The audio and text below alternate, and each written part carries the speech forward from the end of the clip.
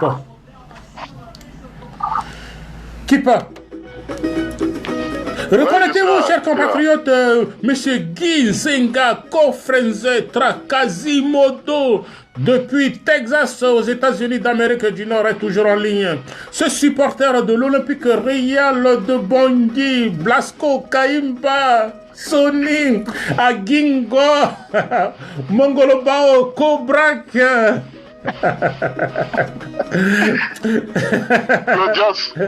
Claudius, comme tu dis. Jack Nado. Rosan. Kitiou. Konaté. Kitiou le bombardier. Il s'en est allé. Ah, merci beaucoup. Koyambo. Mermoz, Merli. Oui, c'est ça. Yves, Mamou Agba, tout ça. Voilà, le défunt, c'est dommage. Ah oui, voilà. Là, je vois, le premier à l'écran arrive, c'est Hippolyte Mongaï, qui est là. On peut continuer, mais attends Guy, attends. Il y a qu'une seule personne là à l'écran, mais nous, chez nous, on n'attend pas d'être 15, 20 000 ans. Même avec 2 personnes. Donc, il y avait combien de personnes déjà? Il y avait combien de personnes? Mais non, on était une quarantaine, cinquantaine, soixantaine par là. Mais là, je vois déjà ma fille Claise Rekion, Hippolyte Mongaï qui sont affichés. Mais plusieurs commencent par 2. Hein. À 2, on peut commencer. Et je vois 3, c'est déjà bon. Allez, vas-y. Exprime-toi, parle. Tu as aussi Eric Le Pacha. Oui. Mais Eric Le Pacha, je t'ai appelé, tu es en ligne. Pourquoi? Après Confrenze, est-ce que tu peux intervenir? Parce que 4h du jour, je suis à l'antenne depuis 13h30, hein, 13h45 par là. Donc, on s'approche de 18h, sauf 29 février. Eric Le Pacha, dis-le, je ne sais pas pourquoi il ne fait plus de live. Qu'est-ce qu'il a? Si, il fait le live avant qu'il ait fait un live. Je l'ai vu. Il fait de live.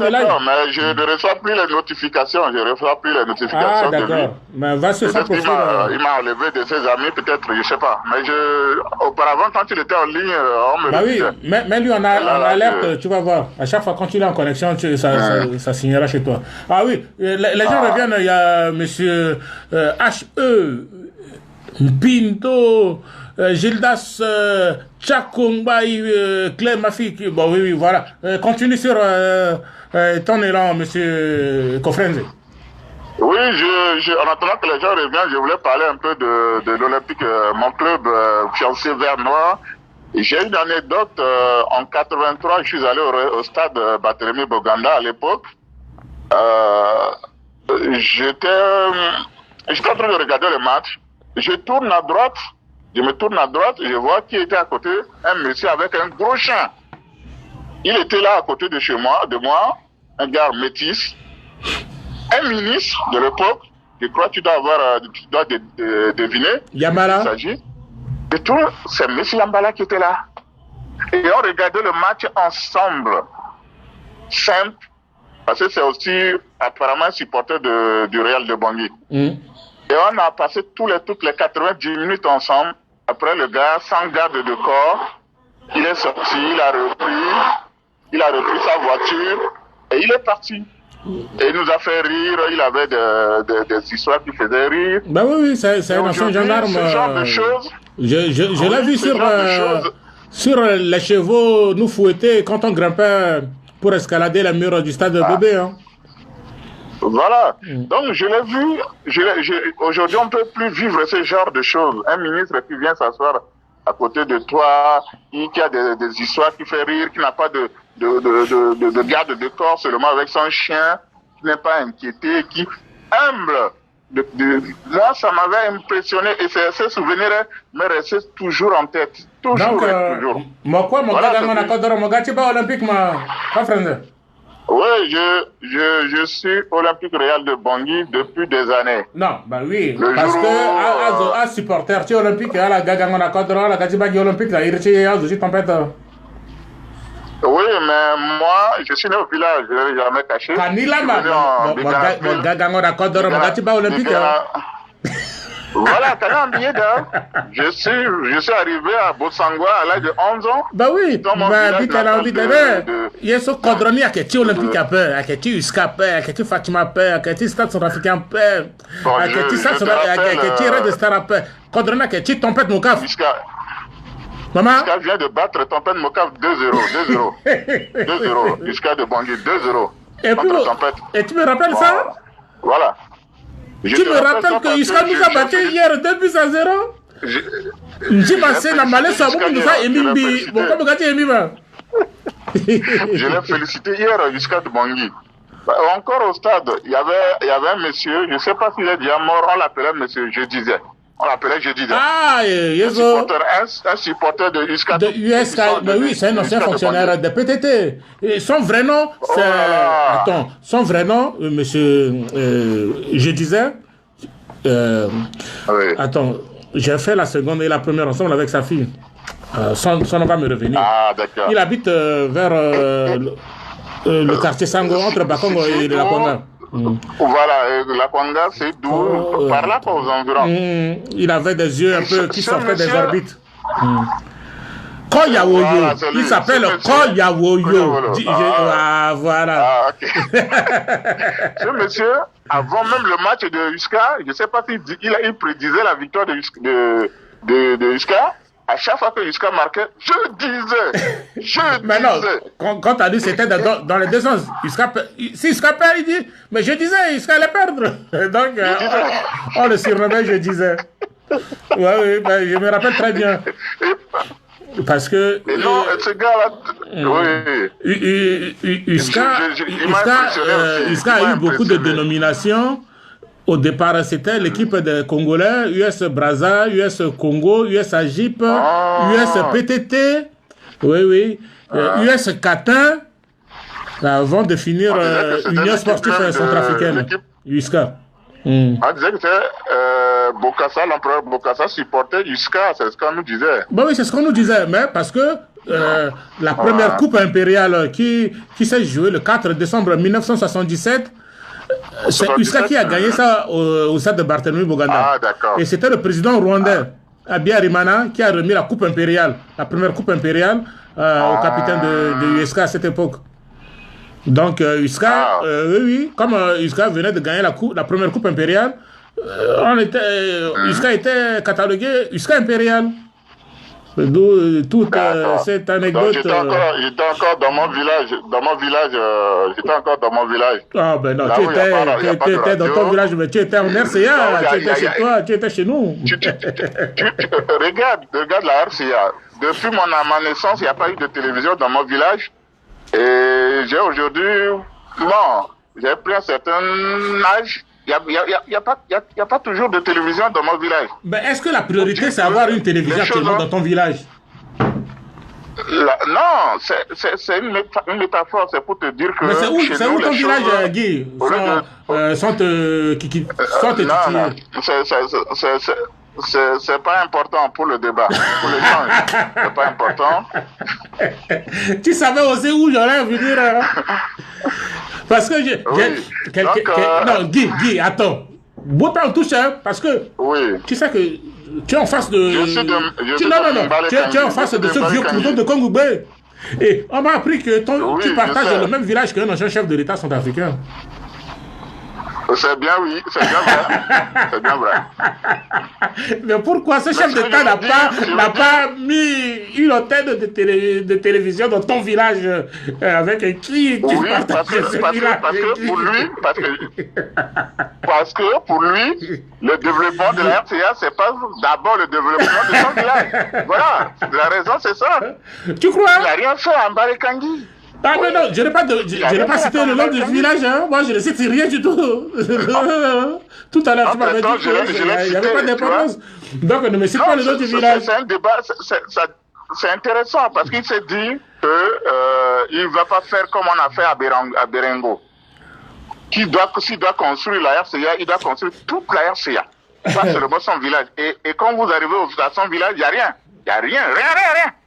Les gens disent qu'il a construit des lycées, des écoles, des châteaux là-bas. Il n'y a rien. La seule chose que le village a pu bénéficier, c'est même pas lui, c'est le projet Banque mondiale, c'est la construction d'une école primaire. Ah, d'accord. Mais les gens me demandent de prendre aussi Éric Le Pacha, hein, Guy. Tu vas conclure, Oui. que je donne la parole à Éric Le Pacha, s'il te plaît. Bon, ce que je disais par rapport que moi je pouvais pas accepter d'être chargé de mission, ministre ou c'est ça. Mais nous les Centrafricains, nous devons transformer la mentalité de nos confrères, de nos frères, parce que c'est les petites et moyennes entreprises qui développent un pays. Ce n'est pas être ministre, c'est pas la fonction publique qui doit développer un pays. Ça c'est connu de tous. En Centrafrique aujourd'hui, il n'y a pratiquement pas le secteur privé est inexistant. Les gens qui sont que des fonctionnaires en République centrafricaine, c'est pas normal. C'est pas normal. Donc, chaque Centrafricain, toi, Congo B, moi, ce qu'on devait faire, même si on n'a pas la possibilité. Je vois que tu as essayé, ça n'a pas marché. Moi aussi, j'ai essayé, mais j'ai mal essayé. Je suis allé au Cameroun parce qu'il y avait la guerre chez moi, ça n'a pas marché. Mais ça, nous ne devons pas baisser nos bras. Nous devons continuer. Il y a l'agriculture. Nous avons des terres fertiles. Nous pouvons faire l'agriculture, nous pouvons faire l'élevage. Nous pouvons aider notre pays dans ce sens. Tout n'est pas de devenir ministre. Tout n'est pas de devenir chargé de mission.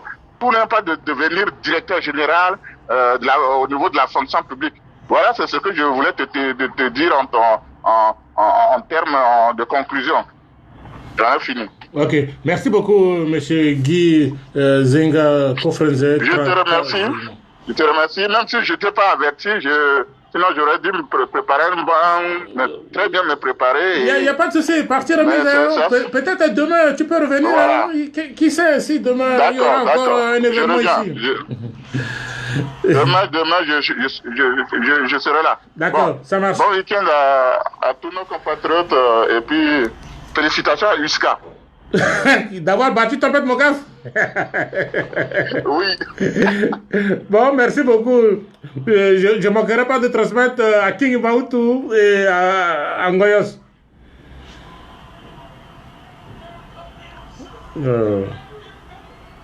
Voilà, ça sonne chez toi, Éric Le Pacha. Oui, allô? Ah, mais tiens, depuis tout à l'heure, tu es injoignable là, Éric Le Pacha. Ah ouais, excuse parce qu'ici au Maroc, nous sommes un peu en deuil. Nous avons perdu une patriote centrafricaine qui est décédée hier. Ah, d'accord. Donc, ce qui fait que ouais, nous avons un peu de tracasserie au niveau de petites réunions que nous faisions entre nous, histoire de tenir pas comment on peut apporter notre part, quoi. Pour le contact avec les parmi. Mais sinon, monsieur, voilà, bonjour, là, je suis à l'écoute. Ouais, merci. Allô? Oui, merci. Et puis, des pieuses pensées pour la compatriote qui s'en est allée au Maroc. Et beaucoup de courage à vous qui êtes sur place là-bas pour voir ce que vous pouvez faire pour la suite des événements, mon cher Éric Le Pacha. Très bien, merci. Je pense que même malgré tout cela, j'étais en parallèle tranquillement, mais j'ai vu que c'est...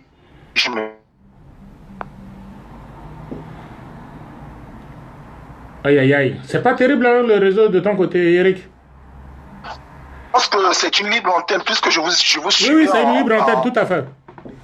Tout à fait. Donc, je pense que c'est à vous de m'orienter ou y a-t-il, je sais pas, parce que moi, j'étais à cheval, je vous suivais à cheval, le débat était intéressant. Non, mais oui, parce que c'était intéressant, mais pourquoi, à quel niveau que c'était intéressant pour toi?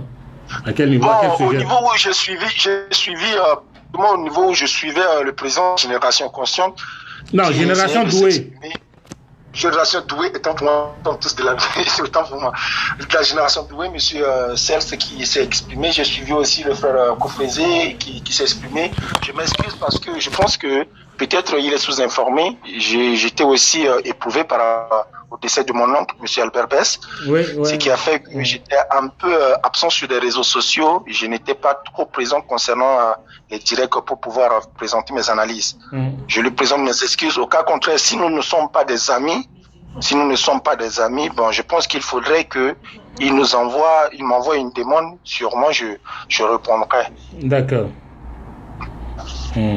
Mais tu sais, Éric Le Pacha, la semaine qui vient de finir a eu beaucoup de rebondissements au niveau de notre pays concernant la nomination dans les territoires de l'administration du ministre chargé de l'administration du territoire. Dans un premier temps, il y a eu certaines personnes qui sont nominées à des titres de responsabilité comme maire, comme sous-préfet ou préfet.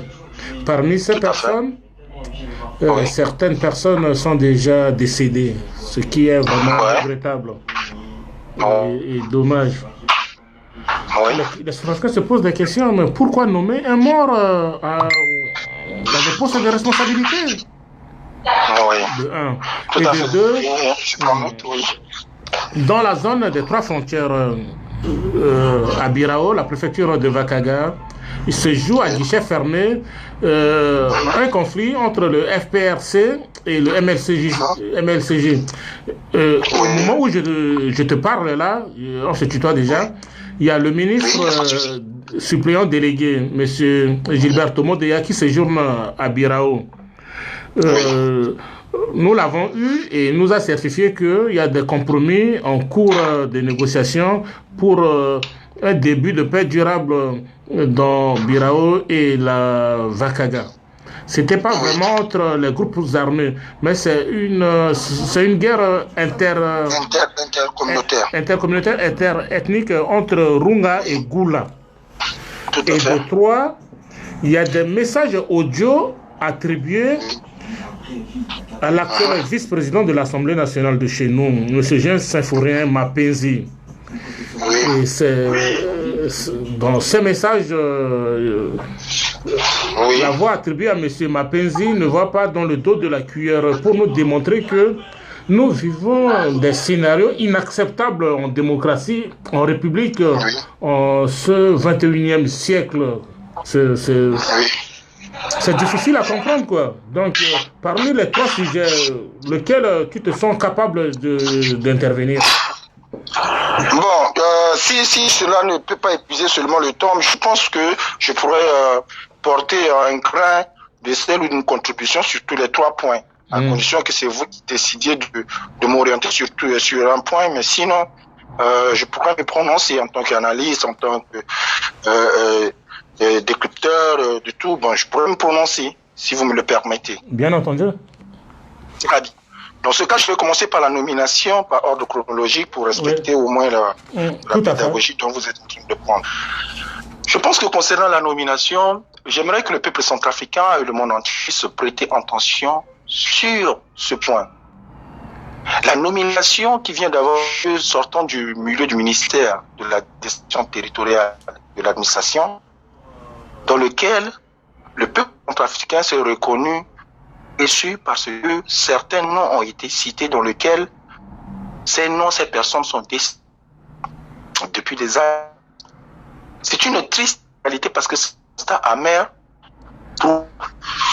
parce que celle-ci prouve que les autorités en place, ceux qui nous dirigent, ne font pas attention sur des documents administratifs relevant de l'intérêt général de la nation, un document qui pourrait permettre au développement de la décentralisation, c'est-à-dire des collectivités territoriales.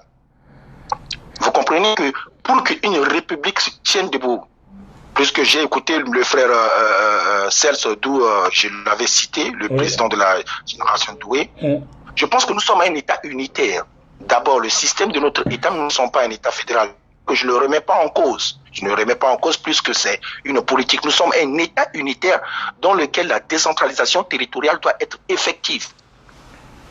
Centraliser le pouvoir à Bangui et d'abandonner l'arrière-pays cause un problème dans le cadre du relèvement de la nation centrafricaine. Alors, si par exemple, un travail qui doit être fait dans le cadre de la décentralisation territoriale, celle qui doit permettre à administrer l'arrière-pays, se base sur des incompétences notoires telles qu'aller ressusciter les morts, que je pense que certains, leurs parents, essaient de leur oublier pour ne pas demeurer dans le deuil et d'autres ont déjà quitté leur deuil. Et insulte de constater que cette défaillance, cette incapacité notoire flagrante veut être couverte par le pouvoir en place. Ils sont de savoir que si c'était un autre qui était de l'opposition politique, qui était obligé, tel qu'un groupe armé, tel qu'Ousmane, Mahamat Ousmane, un Ali Darassa du conseiller ou quoi, tel qu'un qui vient de l'opposition politique et qui est arrivé dans le parti au pouvoir, si c'était un Serge Bokassa qui avait commis cette erreur. En parlant de Serge Bokassa, attends, Eric, oui. Tu sais, en parlant de Serge Bokassa, il y a un des intervenants qui est très suivi sur les réseaux sociaux, Facebook, YouTube, et sur les réseaux sociaux africains. Il a carrément mis en cause Jean-Serge Bokassa de son passage comme ministre de l'administration du territoire, qui avait abandonné. Pour lui, Jean-Serge Bokassa l'avait abandonné durant 2 années son poste, raison pour laquelle les dossiers se sont cumulés et son successeur est venu tomber dans le piège. Non, monsieur Lufime Kongoubé de la radio Asimonanga. J'aimerais être clair. Observez bien les manigances qui se passent à partir du pouvoir en place. Si un pouvoir en place commet une défaillance, une flagrante défaillance, elle cherche à ressusciter les morts, les anciens problèmes, à vider les placards pour accuser d'autres personnes qui n'ont rien à voir. Donc, accuser Serge Bokassa pour dire que le ministre de la décentralisation territoriale est tombé dans un panneau, c'est-à-dire qu'il n'y a pas eu un travail de fond dans le cadre de la nomination des préfets, des sous-préfets et des maires. Sur quelle base ce travail a été fait à la volée? Cela a pris combien de temps? Cela a pris combien de temps pour que cette signature puisse approuver par le ministre lui-même, par son premier ministre et en de la République? Le fait d'insulter Jean-Serge Bokassa, le fait de maltraiter M. Karim Mekassoua, le fait de dédouaner le pouvoir en place ne pourra jamais amener une solution palpable dans la modernisation du territoire. Rappelons-nous la dernière fois, qu'est-ce qui a eu lieu? On a nommé M. Koumta Madi Martin comme ministre de la modernisation de l'administration. Même si il s'agit là d'une compromission ou d'un accord, un soi-disant accord de paix, mais attention, il faut au moins un homme qu'il faut à des postes stratégiques pour le relèvement de la nation, tels que la décentralisation du territoire. Maintenant, attends, Eric, ce n'est pas... attends, je ne te parle pas du pouvoir actuel qui a accusé M. Bokassa. Je te parle d'un intervenant très suivi qui est les réseaux sociaux, qui fait porter le chapeau à Bokassa. Mais je ne suis pas en train d'accuser le pouvoir. Je suis en train de dire que ceux qui sont en train de porter le chapeau à Jean-Serge Bokassa sont peut-être dans les limites de leur... Ce sont dans les limites de leurs analyses. Je dirais qui suivent Jean-Serge Bokassa concernant Jusso. Parce que Jusso n'a pas voulu gérer un parti politique pour vouloir briguer à la magistrature suprême. Donc, on peut le protéger. Et maintenant, c'est jeté sur Jean-Serge Bokassa qui a joué à la tête dure. Quelqu'un qui n'arrive même pas à sortir de PK12 pour aller dans l'arrière-pays. Comment pourrait-il organiser la décentralisation territoriale? On l'a limité, on a scindé son poste. Je ne suis pas en train de dédouaner Jean-Serge Bokassa, mais je suis en train de vous dire les mots que vous m'avez dit, la nomination. Et si le nom de Jean-Serge Bokassa apparaît, c'est parce que c'est un travail que Jean-Serge Bokassa avait fait dans le passé, dont les personnes étaient vivantes et mortes. Et ils sont venus seulement tout simplement s'acquérir du document de ce nom pour confirmer et ôter certaines des personnalités, pour inclure les responsables du MCU, afin de contrôler sans savoir que les noms qui restent, il y a parmi ces noms certaines personnes qui sont décédées. Il n'y a pas eu un travail de fond dans la nomination. Quel est ce comité qui s'est assis? Quelles sont les consultations qui ont eu lieu pour que cette nomination soit officielle? N'oubliez pas que le journal officiel de la République centrafricaine reconnaît cette nomination, puisqu'elle a été publiée au journal officiel. Partout où besoin il sera. Mais c'est une honte. Ne nous dites pas que c'est la défiance de Jean-Serge Bokassa qui a plongé tout un régime. Écoutez-moi, vous n'allez pas dire, ces intervenants ne vont pas dire que c'est la défense de Jean-Serge Bokassa, qu'on le traite de tous les mots, qui a plongé un régime professoral dans lequel c'est un professeur, recteur de l'université, un ancien premier ministre, un monsieur super de toute l'Afrique, qui qui va s'occuper des documents venant d'un jeune homme qui a fait un travail bâclé. Arrêtons d'accuser l'aveugle qu'il est tombé. Il ne voit pas. Pourquoi l'accuser plus qu'on le traite de tout? Comment peut-il nommer dans l'arrière-pays des morts, plus que ces morts sont morts dans l'année où il était ministre? Il y a eu un manque de travail de fond. Il faut reconnaître que la nomination de ces personnes décédées à ces postes prouve les limites de la négligence du pouvoir en place dans la gestion de l'administration dans le cadre de la décentralisation territoriale. C'est un point qu'il faut reconnaître totalement qu'avec ce pouvoir en place, si ce sont les morts qui vont nous diriger et que si on veut une rectification, on ira nommer des personnes dans les états de coma à l'hôpital. Vous serez étonné que quelqu'un est à l'hôpital dans un état comatique et comme quoi on va lui dire qu'il est Premier ministre. Comme quoi on va lui dire qu'il est ministre. Ben oui, attention. Attends. Ce décret a été signé par 3 personnalités. Le ministre de l'administration du territoire, le Premier ministre et le président de la République. Très bien. La chaîne de commandement. Oui. Ça passe d'abord par le cabinet du ministre avant d'aller... Attention, il ne faut pas accuser directement le ministre de Je n'ai pas accusé. Non, j'ai dit la chaîne du commandement. Oui. Pour monter les étages, il faut commencer au rez-de-chaussée, non? Non. Dans le cadre de la nomination. Mais non, mais pour monter les étages, il faut bien monter les marches. Oui, mais et les marches se font au rez-de-chaussée. Permettez-moi, monsieur Kongumbe, que c'est le respect de la voie hiérarchique. C'est de suivre du subalterne à l'hiérarchie. Mais il faut reconnaître que la nomination de cette personne était sous proposition. Attention, il ne faut pas accuser. Sur proposition de qui? Du ministre de la décentralisation territoriale. C'est-à-dire qu'il a fait une proposition. Attendez, je viens. Nous connaissons l'administration. Il n'a pas pris un document, il a signé, il l'a envoyé au Premier ministre, il l'a envoyé au président. Le président a la capacité d'étudier le fond du dossier et de dire que non, personne, je vois que leurs compétences sont ici, quel est leur domaine de compétences, quelle est leur limite par rapport à la situation actuelle du pays, est-ce que ces personnes sont aptes, sont compétentes à pouvoir répondre aux besoins des collectivités territoriales. Il n'est pas question de dire que le ministre de la décentralisation territoriale a fait sortir un dossier de nulle part et que il s'est permis de signer ce document, envoyé au Premier ministre qui n'a pas fait un travail de fond pour voir qui sont ces personnes, parce que c'est comme ça qu'on avait accusé M. Dondra qu'il avait nommé ses parents comme ministre aux finances parce que il n'y avait pas eu un contrôle. Vous voyez, à la fin, on s'est rendu compte qu'il n'y a pas les 80% des personnes, il y a comment qui ont été accusées d'être mis pour le compte de Dondra. Ça veut dire quoi? Ça veut dire que c'est une honte. C'est le cas de M. Mahamat Ousmane, qu'on l'avait limogé à la base d'une vidéo que ce dernier a réclamé que cette vidéo était depuis 2013. Que c'est une ancienne vidéo autour de les gars. Mais non, en tant que ministre conseiller à la présidence, un décret venu pour il a repris sa fonction en cachette. Que dire? Qu'aujourd'hui, maintenant, une défaillance palpable, concrète est en face de nous. Et on veut dédouaner les personnes qui ont prouvé leur triste limite lamentable pour en faire un bouc émissaire sur une personne que, comme quoi il paraît, on l'a botté, on l'a traité de boubourou, d'incapable de tout.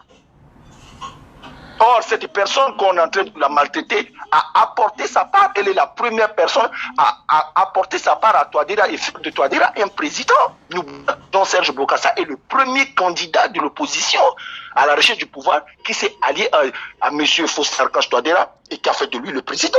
Inutile maintenant de se jeter sur ce jeune homme qui est en train d'aspirer à apporter sa part à la République, comme quoi que c'est lui la chute du pouvoir à bras cassés de Touadéra. Nous sommes entourés de personnalités. Pourquoi vous qualifiez le régime Touadéra de bras cassés, Éric Le Pacha? C'est pas une insulte, c'est pas une insulte. Non, je n'ai pas dit vous insulter. Pourquoi vous accusez ce régime de bras cassés? Pourquoi vous traitez ce régime de bras cassés? C'est pas un traitement, c'est une qualification authentique. Mais bon, voilà. Pourquoi qualifiez-vous le régime Touadéra de bras cassés?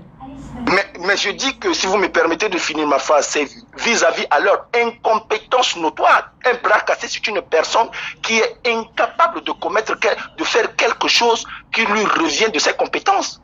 Tel qu'un militaire qui doit rester en garde, tenir son arme devant une porte ou devant un lieu de service, se retrouve endormi et ne sait pas où se trouve son kalachnikov. Mais c'est un bras cassé de militaire.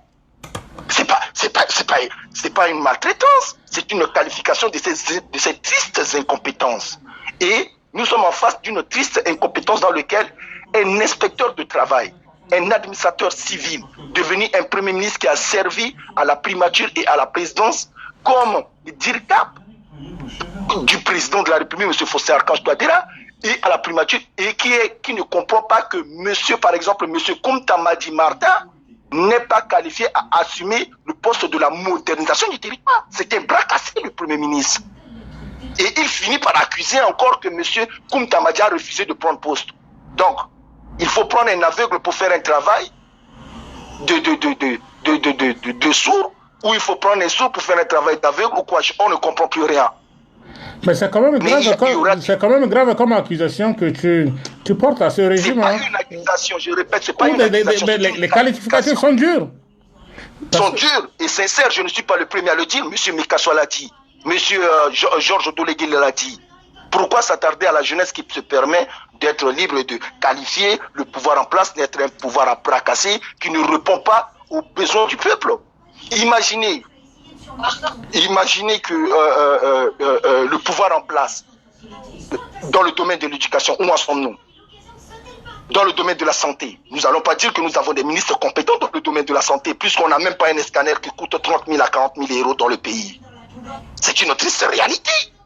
Nous n'allons pas dire que l'échographie, que les femmes de Kaka Bandoro, les femmes de Boire, les femmes de Pawa, de Berbrati sont privées de l'échographie. Donc ces dames n'ont pas le droit de savoir ce qu'il y a dans leur ventre. Doivent-elles obligatoirement venir à Bangui, là où il y a encore le manque? Dans cette triste réalité qu'il faut reconnaître que les personnes qui assistent sont incapables, et le mot dur et sincère, c'est qu'ils sont des bras cassés. Ils sont des bras cassés.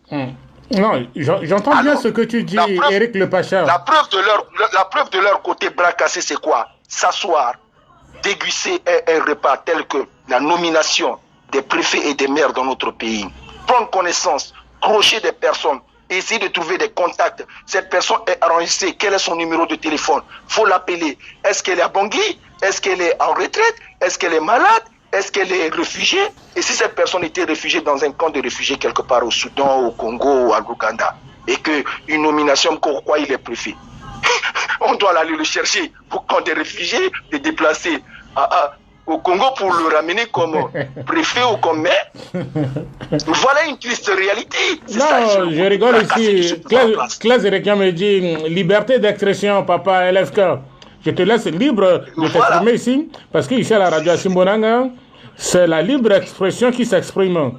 Mais je vous dis que il pourrait que la personne soit réfugiée dans un camp de déplacés au Soudan. Voilà qu'un décret sort comme quoi il est nommé monsieur le préfet ou commune ou quoi, monsieur le maire et tout. Alors, sa notification, donc, il doit l'avoir comment, puisque la personne va être notifiée. Tu bottes en touche, là tu récuses carrément que Jean-Serge Bokassa n'y est pour rien dans ces nominations foireuses. Oui. Mais puisque c'est sous la proposition, c'est pas écrit sous la proposition de Jean-Serge Bokassa. Attention, le document est clair. Pourquoi chercher un bouc émissaire? Le document dit sous la proposition du ministre de la décentralisation territoriale. C'est lui qui a proposé les noms. Il a soumis cette liste au Premier ministre qui a approuvé, qui a donné son approbation, qui a donné au président de la République et qui a signé. Attention, la chaîne du respect hiérarchique est bien présente. On ne va pas aller chercher un Jean-Serge Bokassa de son coin quelque part, nulle part, pour venir dire que quelque part tu avais signé le document, voilà ton nom est affiché, tu avais noté des morts. Mais attention, est-ce que le document ce que tu viens de dire ici, tu l'as dit sur la chaîne de la personne qui a accusé Jean-Serge Bokassa ainsi ou pas? Tu l'as fait comprendre? Non, je dis. Est-ce que tu lui as dit ça à cette personne? Je refuse de dire que cette personne accuse Jean-Serge Bokassa. Je dis seulement que cette personne est face à ces tristes limites de compréhension. C'est-à-dire qu'elle n'a pas poussé très loin sa Est-ce que tu compréhension. l'as fait savoir sur son profil? Mais je n'ai pas je vous dis que je ne connais pas cette personne, je n'ai pas tous les documents. Moi, je ne peux pas m'attarder sur Jean-Serge Bokassa puisque ce dernier n'a rien à voir. D'accord, ok. Ni de près ni de loin. Alors, pourquoi je vais venir inclure Jean-Serge Bokassa? À part que je reconnais que le travail qui a été signé, c'est un travail que un certain Jean-Serge Bokassa avait fait un travail de propre. On se souvient qu'ils ont remis en cause son travail, même au niveau de l'OPJ, pour en faire revenir encore avec ce travail, pour que le MCU se prétend comme quoi que c'est lui qui a fait ce travail. Or, la vérité les a rattrapés. Le quota, il n'y a qu'un ascenseur, vérité, il y a un escalier et tout. Donc, la vérité a monté l'escalier et fini par retrouver le mensonge pour dire non, nous sommes des morts. Comment se fait-il que tu nous nommes? Voilà. Laissez les morts enterrer leurs morts. Dans ta queue. Voilà la vérité. Voilà la vérité, une triste vérité. Ça n'a rien à voir avec un autre Jean-Serge Bokassa qui doit apparaître pour le maltraiter parce qu'il y a des bras cassés qui ont refusé de prendre au moins 3 heures ou 4 heures de leur temps pour vérifier au fond et au large le contenu de cette nomination et faire une consultation des personnes qui seront des personnalités, leur signifier, leur notifier qu'ils seront bientôt des maires. Donc, ces personnes n'ont pas une notification. Il n'y a pas de notification. Ben, ouais. Je demande à Claude Requion de partager cette vidéo et toi aussi tout à l'heure, il faut que tu la partages cette vidéo. Bon, voilà. Donc, tu si peux. Je peux permettre pour aller au point B. Est-ce que tu peux parler de la préfecture de Vakaga ou du message vocal attribué à Mapenzi? Très bien, c'est ce que je voulais faire. Je voulais évoluer au point B pour que je ne voulais pas m'attarder sur le point de la nomination qui est vide de sens, une incapacité notoire qui se présente devant tout le monde et qu'on essaie de leur nettoyer malgré qu'on reconnaît qu'ils n'ont pas pris un coup de savon. Ce sont des gens sales qui nous gèrent, sales politiquement bien sûr. Donc, maintenant concernant l'affaire de Birao, il faut reconnaître que cette incapacité est en train de prendre... elle continue. Voilà la prolongation de cette incapacité qui touche jusqu'à la frontière vers le Soudan. Le Soudan et le Tchad. Oui. Très bien. Qu'est-ce qui se passe à Birao dans la Vakaga? L'abandon total du pouvoir en place depuis la réaction, je dis bien depuis la réaction d'un certain Michel Djotodia qui avait formé la Séléka et en a fait une raison pour foutre de la merde dans la République. Politiquement parlant, tel que la jeunesse consciente a fait des études, par exemple, dans le domaine pour comprendre le but, mais si c'est la jeunesse consciente, elle a trouvé des solutions. Mais pourquoi les hommes politiques qui ont aspiré à diriger ce pays n'ont jamais trouvé des solutions pour traiter Birao? Il faut reconnaître que si aujourd'hui, M. Touadéra part, l'homme politique qui deviendra président plus tard, n'a-t-il pas des projets dans lesquels il doit calmer Birao, calmer la Vakaga? Parce que puisqu'on sent qu'aucun homme politique ne s'attarde sur ce problème pour soulever vraiment les en dessous. Mais que c'est nous seulement les lanceurs d'alerte qui crions ci et là concernant les conditions machiavéliques dans lesquelles vivent nos concitoyens retranchés dans l'arrêt pays, précisément vers la frontière du Soudan et du Tchad. Ils envoient un ministre pour aller leur rendre visite. Or, ce ministre coordonne une rébellion qui combat sur le terrain. Mais attendez. Il s'agit bien de ministre Gilbert Tomodé. Tout à fait. Mais attendez, on ne peut pas envoyer un arbitre que lorsqu'on veut gagner le but, le gardien n'est pas là, c'est lui encore qui doit encore oublier le sifflet, arrêter le ballon, botter dehors et reprendre encore le sifflet. Tu ne peux pas être en même temps un arbitre et comme s'il y a un penalty, tu arrêtes, tu déposes ton sifflet, tu viens, tu joues au penalty et tu dis que c'est un but. Mais voilà ce qui se passe au sommet de l'État. Une anarchie totale, une mauvaise passion de gestion. On massacre un bas peuple par les éléments des ministres qui se permettent d'aller leur regarder et leur dire que je viens leur apporter des solutions. Quelles solutions? Ils sont tous des signataires de l'accord de Khartoum. L'accord de Khartoum dit que leur mouvement doit se transformer en parti politique. Est-ce que M. Deya en a transformé en parti politique pour les élections? Mais non, mais comme voilà.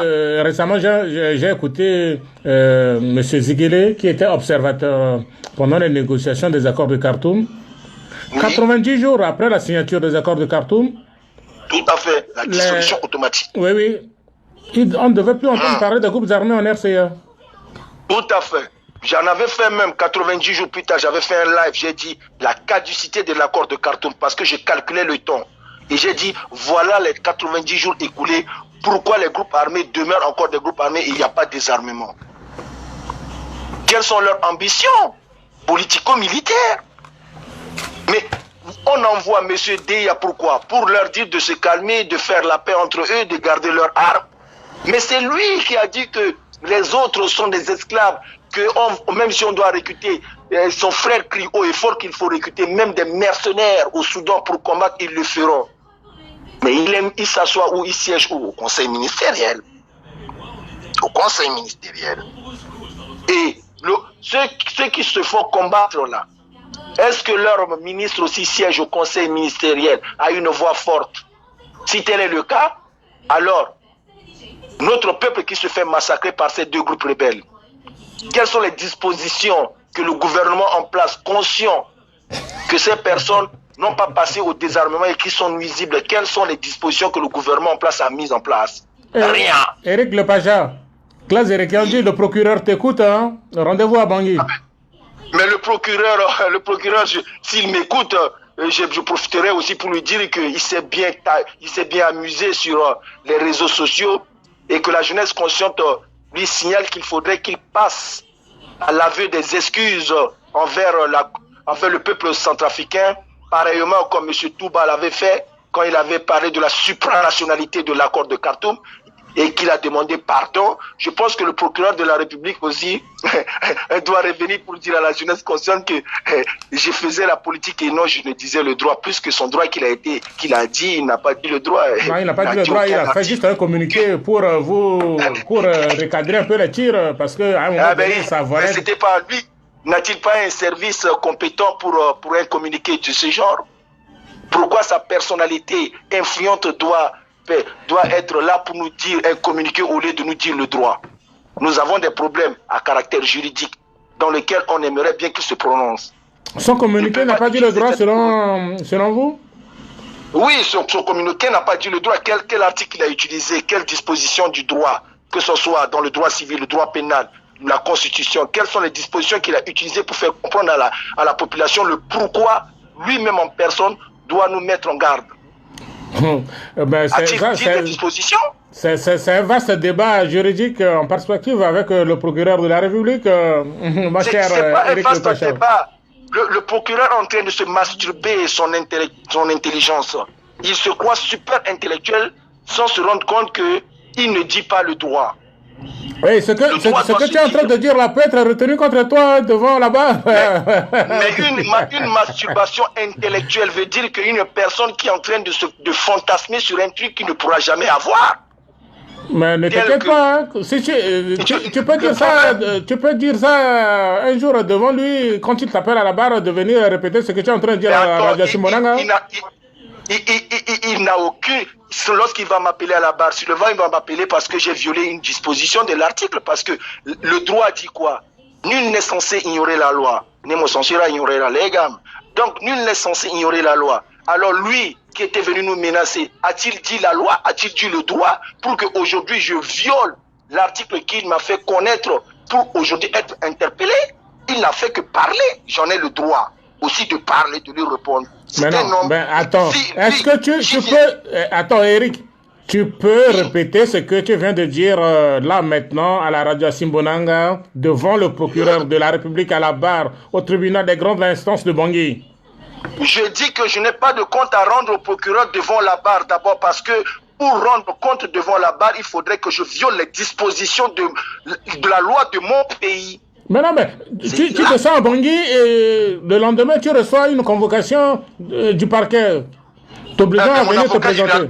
Mon avocat ira là-bas pour lui demander quelles sont les dispositions que j'ai violées pour être interpellé. Ce n'est pas à moi de me rendre. Non, là c'est pas une interpellation, c'est une convocation. Là, tu es convoqué. Mais une convocation sur quelle base? Que j'ai volé quoi? Je connais la différence Non, entre non, non. Tu es convoqué et c'est une fois dans son bureau que tu seras ce dont tu es reproché. Je vous dis, écoutez, ces termes permettent d'influencer une jeunesse incomprise, une jeunesse soumise. Nous avons voyagé, nous avons eu la capacité de comprendre ce que ça veut dire un activiste. Ah, mais tu as beaucoup de supporters ici. Hein. Il y a Hippolyte Mongaï qui te tire son chapeau. Il y a Claise Requion. Il y a ce qu'on appelle des activistes politiques, des personnes qui sont appelées à braver le droit pour imposer la justice.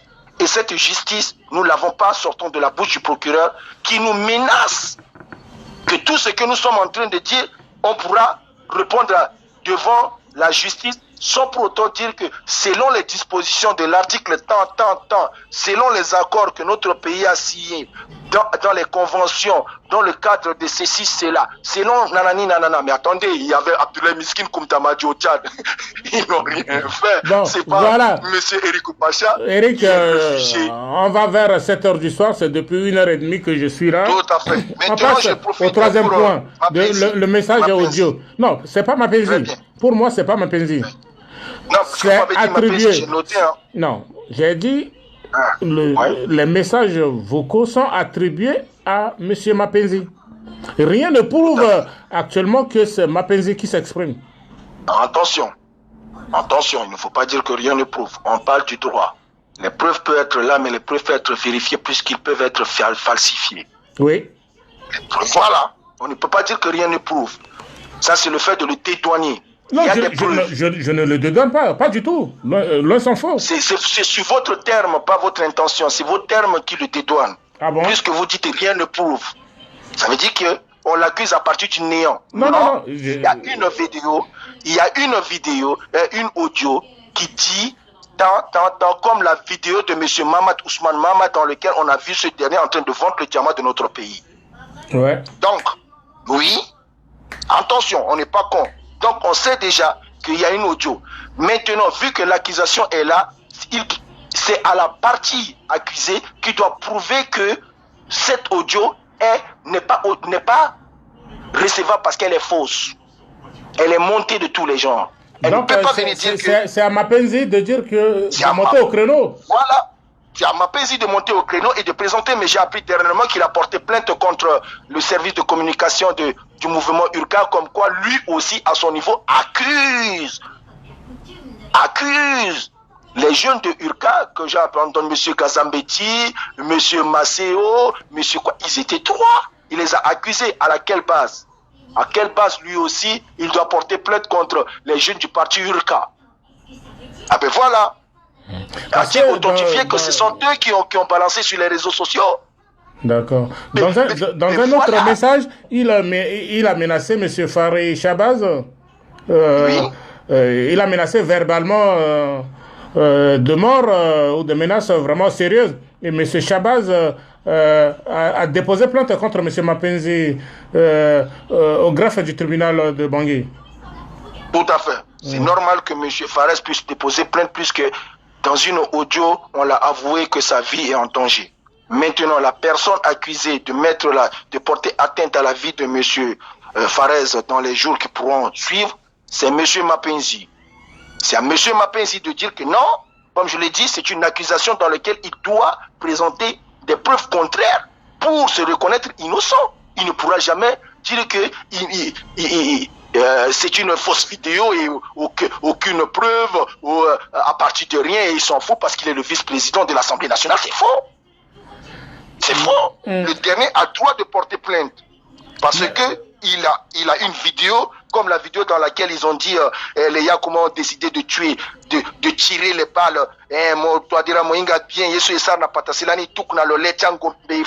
Ça a été accusé, c'était attribué aux militants de RDC. Mais à la fin, après des enquêtes, eh ben, ça ne venait pas du RDC, c'était un montage venant du MCU pour accuser le RDC et faire venir Abdoulaye Miskin pour dire que ben voilà les gars que tu avais eu des dichotomies dans le passé qui reviennent en charge en maltraitant ton défunt Poulain, monsieur Patassé, paix à son âme. Que dit le procureur dans le passé? Que dit M. Mapenzi dans le passé? Que dit l'Assemblée nationale dans le passé? Mais, lorsque des audios ont été accusés? Eric Le Pacha. Aujourd'hui, c'est M. Mapenzi, ça cause problème. Oui, mais Eric Le Pacha, certains jeunes aussi de ta génération, beaucoup plus jeunes ou un peu plus jeunes que toi, disent que c'est un montage. Hein. Ils l'ont dit dans des vidéos sur Facebook. Et certaines vont plus loin. Ils disent que cette voix attribuée à Mapenzi, ils peuvent aussi faire un montage pour l'attribuer à Jean-Serge Bokassa, à Dologuele, à Bendunga, à Mekassoa, à n'importe qui dans le pays. Je dis, si nous n'avons pas des compétences pour l'authentification de cette voix, nous avons des conventions et des relations avec d'autres pays. Des pays puissants à authentifier si c'est un montage ou pas. Et cela ressort du domaine de la compétence de M. Mapenzi à contacter l'État qui doit transférer cet audio aux services concernés pour l'authentification. Il ne faudrait pas que on dise que non, des jeunes comme moi disent que eux aussi peuvent faire, mais s'ils peuvent faire, ça veut dire que c'est eux qui ont l'habitude de le faire. C'est eux qui ont créé ce faux buzz sur M. Ousmane Mamat Ousmane, c'est eux qui ont fait ce faux buzz sur la voix de Yakouma, comme quoi c'est eux qui sont dans ce domaine pour accuser. C'est eux qui font les fausses factures, des faux casiers judiciaires et consorts. Ils se disent que non, c'est faux, c'est vrai, nanani, nanana. Non, nous ne sommes pas là. Nous sommes sur un document, sur des preuves, sur des voix. Si au tribunal aujourd'hui, on présente la voix qui est sur cet audio devant les juges, c'est une pièce à conviction qui doit faire objet d'une étude et authentifier si le contenu qui se trouve sur cette pièce à conviction est celle de M. X ou M. Y, où elle a été trafiquée. Donc, il y a des services. À t'écouter, la balle est dans le compte de M. Mapenzi de prouver que c'est pas sa voix. Tout à fait, mais s'il se tait, on reconnaît ce que le droit dit. Qui ne dit mot consent, ça veut dire qu'il se reconnaît et il refuse de donner les preuves contraires pour se dédouaner ou pour s'innocenter. Dans ce cas, automatiquement, l'Assemblée nationale doit statuer pour ôter l'immunité de M. Mapenzi pendant un délai bien précis dans lequel il a refusé de se prononcer. Or, puisqu'il a refusé de se prononcer, il reconnaît de le présenter devant l'Assemblée nationale, puisque dans ces audios, comme quoi, la majorité de nos députés se font acheter à 150 €. C'est une insulte à l'encontre du peuple souverain. Les députés eux-mêmes ne peuvent pas lever l'immunité de leurs collègues. C'est sur instruction judiciaire qu'on peut lever l'immunité parlementaire d'un député. Ils peuvent le demander, comment ça ils ne peuvent pas? Ils peuvent le demander par le respect de la séparation du pouvoir. N'oubliez pas le cas de monsieur Mekassoa. Les jeunes étaient allés défiler ou créer des problèmes ou pas à l'Assemblée nationale pour demander la levée de l'immunité de Mais non, mais ces jeunes étaient utilisés par des gens bien identifiés. Mais bien sûr, mais ces gens bien identifiés n'ont pas orienté ces jeunes d'aller crier devant le ministère de la Justice pour la levée de l'immunité de Mekassoa. Pourquoi devant l'Assemblée nationale? Mais oui, mais peut-être, ou bien si ce mode opératoire peut venir de ce groupe de personnes pour pousser ces jeunes à aller manifester. Je vous dis, par le respect de Montesquieu, du principe de Montesquieu qui est basé sur la séparation du pouvoir, la levée de l'immunité d'un législateur se repose à partir de l'Assemblée nationale, tel que le cas de M. Mandaba, qui a été accusé avec des preuves comme quoi l'affaire de Bozoum Gaté relève de sa faute. C'était à l'Assemblée nationale de lever l'immunité. On l'accuse d'avoir touché un pot de vin à hauteur de 40 millions de la part des Chinois. Tout à fait. Mais jusqu'ici, aucune réaction. Mais M. Mandaba continue de siéger à l'Assemblée nationale. Tout à fait. C'est à l'Assemblée nationale de lever son immunité et de le remettre à la justice. La justice ne peut pas s'interférer dans les affaires législatives par le respect de la séparation. Mais non, mais le procureur de la République, qui est le garant de nos libertés, peut aussi s'autosaisir de cette affaire. Non, il peut seulement collaborer avec l'Assemblée nationale pour présenter cette... Non, mais ici, en France, dès que quelqu'un est mis en accusation sur les réseaux sociaux ou dans un journal, il y a le procureur de la République qui sort les arsenaux de l'article judiciaire concernant cette personnalité ou cet individu. Je suis désolé. C'est le droit français qui est applicable aussi. Vous parlez de quoi? Des députés ou des ministres? De tout le monde. Non. Des députés aussi, pourquoi pas? C'est une personnalité publique. Ça peut aussi être d'un député. Si aujourd'hui, attends, Éric Lepage, en France, si un député est impliqué par un audio accusant la même façon, comment ils se sont arrangés pour faire voter la loi des finances, je te dis, le procureur de la République de Paris s'auto-saisit et ouvre une enquête judiciaire concernant ce député. Mais écoutez-moi, il y a deux cas dans lesquels le procureur de la République peut se saisir d'une affaire. Il s'agit d'abord, premièrement, d'un délit dans lequel on peut dire la main dans le sac. La personne perd automatiquement son immunité. Le cas, par exemple, de M. Yekatom Mirambo, où il a ouvert le feu à l'Assemblée nationale. La main dans le sac. La personne perd son immunité. Mais si un député, la voiture d'un député dans lequel il est dedans, qui est couvert de l'immunité, puisque sa voiture aussi est couverte de l'immunité législative lorsqu'il est à l'intérieur, et qu'on se rend compte qu'il y a un délit, automatiquement le procureur de la République, par rapport à cette flagrante infraction, peut se permettre automatiquement de saisir. Mais s'il s'agit d'une accusation dans laquelle une enquête doit être ouverte, où on peut interpeller le député de se présenter au tribunal pour répondre d'une enquête, l'Assemblée nationale doit lever l'immunité du député afin qu'il puisse aller répondre de cette accusation, et dès qu'il sera dédouané, il revient porter sa robe d'immunité législative. Mais il ne pourra pas, le député, le ministre ni le procureur ne pourra pas directement dire que le député doit venir répondre. Les députés vont le protéger, plus que telle est la procédure. Il peut y avoir collaboration. Le procureur peut collaborer avec le bureau de l'Assemblée nationale pour demander à ce que l'Assemblée nationale puisse se saisir d'une affaire dans laquelle il veut arrêter un certain, par exemple, Ouedan, un bandit comme Ouedan qui est député. Mais pourquoi tu taxes Ouedan de bandit? Mais attendez, mais attends, quand on dit un bandit, quelqu'un qui bagarre avec le ministre de l'Intérieur, de la sécurité publique à la primature. Vraiment, à la primature. Comme dit Hippolyte Mongaï. C'est un bandit. Quelqu'un qui bagarre avec le ministre de la sécurité publique. C'est quoi ce pays au 21e siècle? Non. C'est un bandit. Pourquoi vous voulez quelqu'un qui bagarre, un député qui bagarre avec le ministre de la sécurité publique à l'intérieur de la primature? Mais c'est un peu trop dit. Il y a Junior, M. Ba, qui veut intervenir juste après toi. D'accord. Mais tu crois que la vérité serait manifestée? On aura gain de cause la manifestation de la vérité.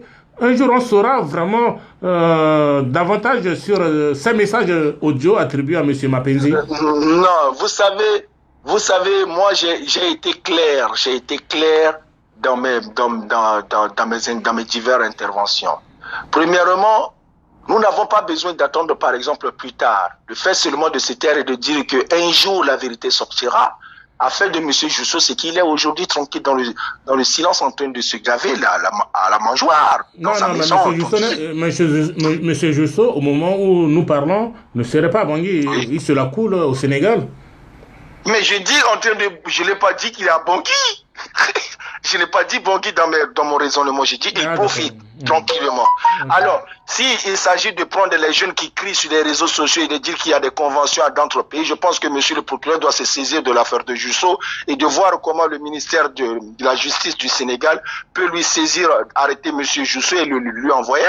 Ce n'est pas dire qu'il y a des conventions juridiques aussi et là. Actuellement, M. Jusso vit au Sénégal. Paraît-il qu'il a construit, il a investi au Sénégal. Il se peut que... C'est un exemple. Il se peut qu'il a aussi la nationalité sénégalaise. Hein? Si la nationalité sénégalaise, c'est une autre manche, est-ce que le Sénégal peut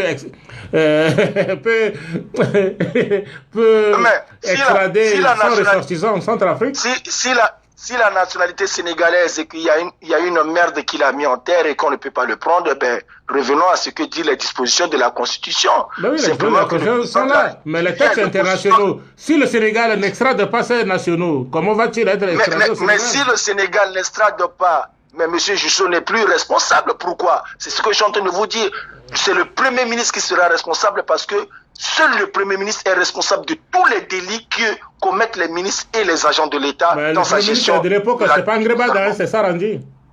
J'ai pas dit que c'est M. Ngrébada. Bon, je suis clair selon la Constitution. Je n'ai pas prononcé un nom. Je dis que c'est le Premier ministre. Toujours, Éric Le Pacha, tu ne trouves pas que la décision de Mekasoa était aussi, si, à en croire ce message vocal, ces messages vocaux attribués à Mapenzi, il n'y a pas eu de ce cafouillage, de ces manipulations, de ce genre qu'a décrit la voix attribuée à Mapenzi pour destituer Mekasoa? Pourquoi voulez-vous vous perdre le temps pour chercher si... mais est-ce que Mekasoa peut porter plainte par rapport à ça aussi pour réclamer ses droits comme quoi sa décision était truquée? Non, j'ai pas besoin, on n'a pas besoin d'aller là-bas, mais que Mekasoa était incapable de prouver devant le monde entier que, par exemple, la feuille qui a permis à l'ouverture de la plénière dans laquelle il est passé à l'abattoir comme un petit aïeau, où on l'a massacré, était basée sur une falsification dont M. Yekatom Alfred Rambo, alias Rambo, s'est reconnu différent et qu'il a dit n'a pas signé. Or, c'est cette feuille falsifiée avec ce qu'on a appris comme quoi les députés ont été invités à Boali. Les manigances ci et là, les accusations n'ont pas prouvé leurs preuves. Il a été accusé. Mais invité à Boali, il y a quoi à Boali pour inviter les députés là-bas? Mais écoutez, si on dit les députés sont invités à Boali, c'est au peuple souverain de demander est-ce que l'Assemblée nationale a décentralisé une partie de ses services nationaux à Boali. C'est pas à M. Éric Le Pacha de le dire. Demandez à l'Assemblée nationale pourquoi les députés doivent se regrouper à Boali. Est-ce que l'État a construit à décentraliser les activités de l'Assemblée nationale à Boali? Et voilà, c'est pas moi. C'est une bonne question. La prochaine fois, quand j'aurai un député ou un responsable politique, je vais lui parler de Boali, là où on fait déplacer nos élus à Boali. Mais tu peux conclure rapidement? Je prends M. Micheba et je termine l'émission d'aujourd'hui, s'il te plaît, Éric Pacha.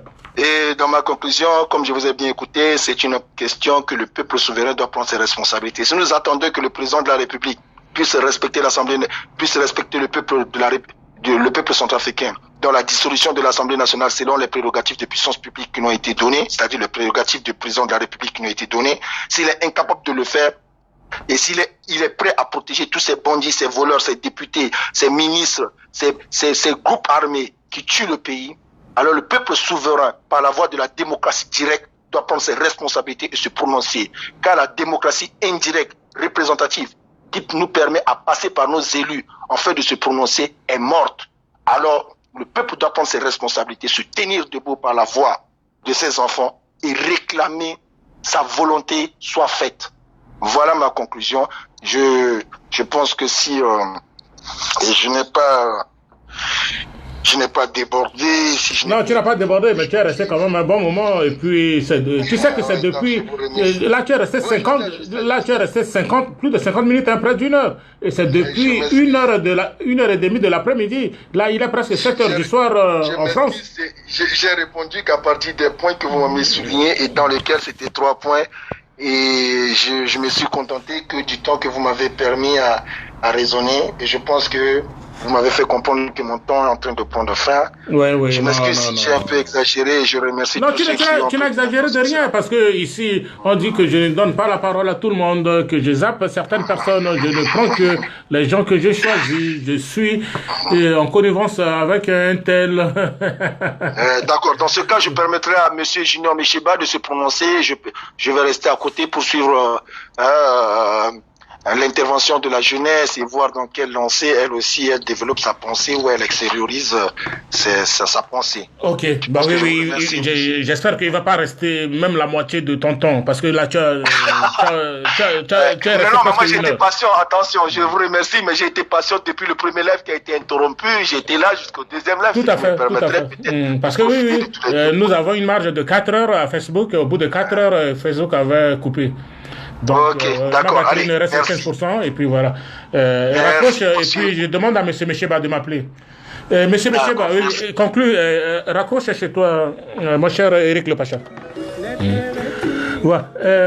Maître Julciné Kraboji, je ne vois pas pourquoi on tourne autour du pot. Ces scandales démontrent à suffisance l'immoralité qui règne dans nos institutions.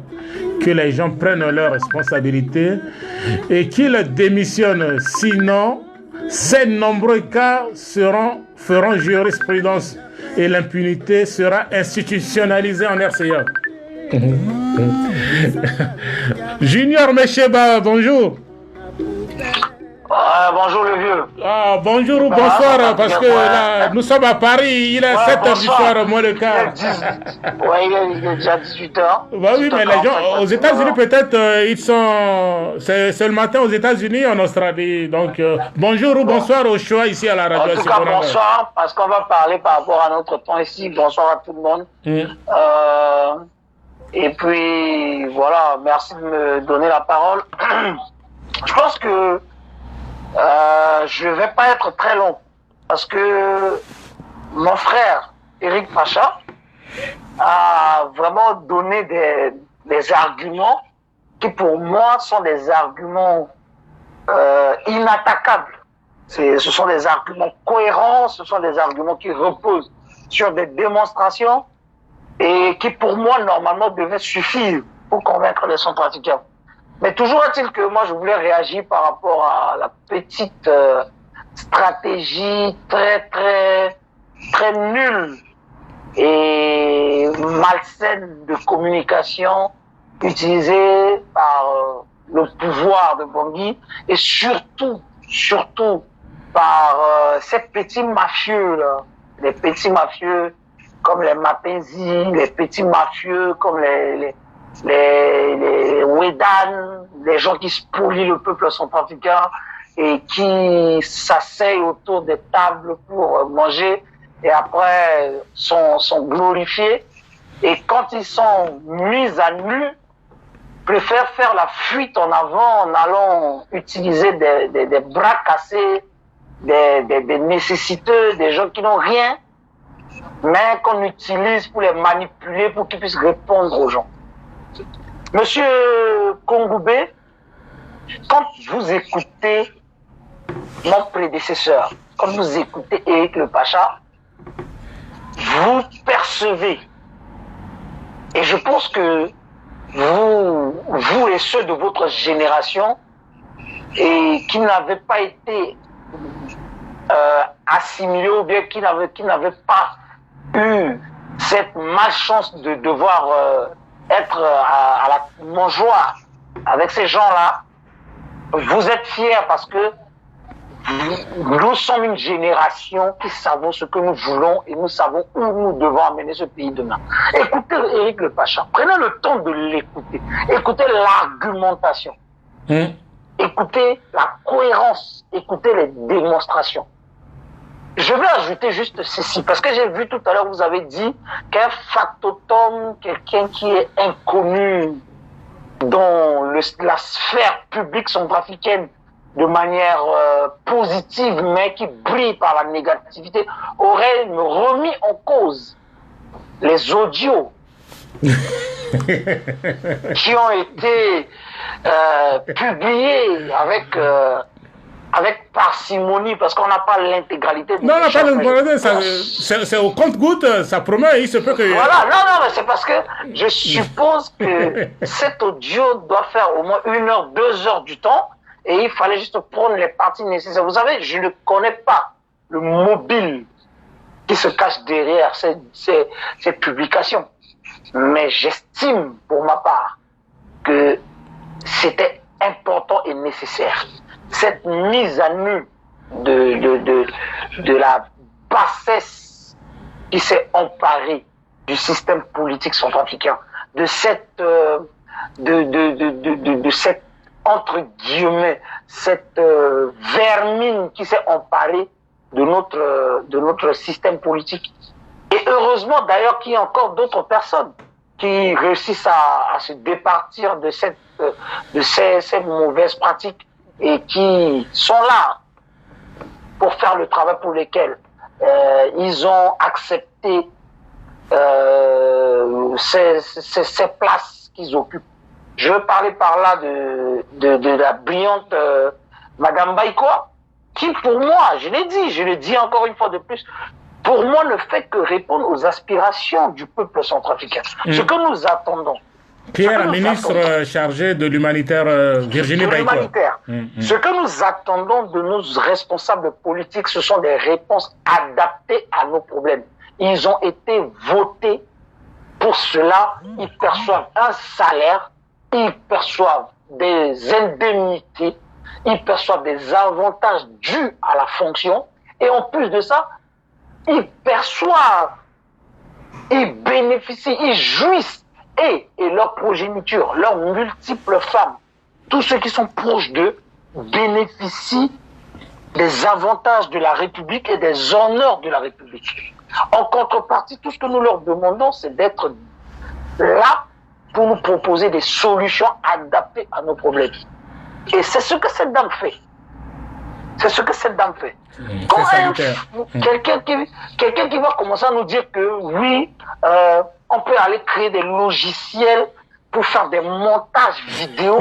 Je suis communicant, monsieur Kongoubé. Excusez-moi, très cher papa. Je suis communicant et quand j'entends, j'espère que mon cher aîné Pabandji va regarder cette vidéo et qu'il pourra me contredire parce que à l'heure où nous sommes en train de parler... Lequel de Pabandji? Parce qu'il y a beaucoup de Pabandji dans la communication. Je parle de Didier Martial Pabandji Ndaka. Oui. Je parle de Didier Martial. Qui est le généreux. L'un des rares centrafricains qui est en train de faire un doctorat en communication. Je ne connais pas d'autres centrafricains qui feraient la communication, mais je sais qu'il est le premier du monde à faire la communication. Je parle sous contrôle des autres communicants comme moi qui ont suivi l'école. Je ne parle pas des journalistes, je parle des communicants. Parce que vous êtes un communicant, même si vous n'avez pas fait de journalisme, et je suis un communicant, même si j'ai fait un peu de télé, de radio, etc. Alors, quand on se base sur la communication, la démonstration qui a été faite par ces individus sortis de nulle part ne repose sur aucun argument solide. Ah bon? Le premier fond, mais oui, je vous fais une démonstration. Lorsqu'on veut procéder à l'examen d'un contenu, d'une bande audio de n'importe quelle nature, la toute première qualité d'analyse, c'est le bruitage. C'est le bruitage. C'est le fond sonore. Lorsqu'on écoute le fond sonore de ces audios-là, on se rend compte qu'ils sont dans un espace public parce qu'il y a des va-et-vient, il y a des bruits de fourchettes, de dos, il y a des bruits de gens qui rient à côté, des gens qui parlent en fond sonore, il y a des faits. Quand on est communicant et qu'on écoute, on commence par là. Et quand on écoute ces fonds sonores, on sait automatiquement que ce ne peut être truqué.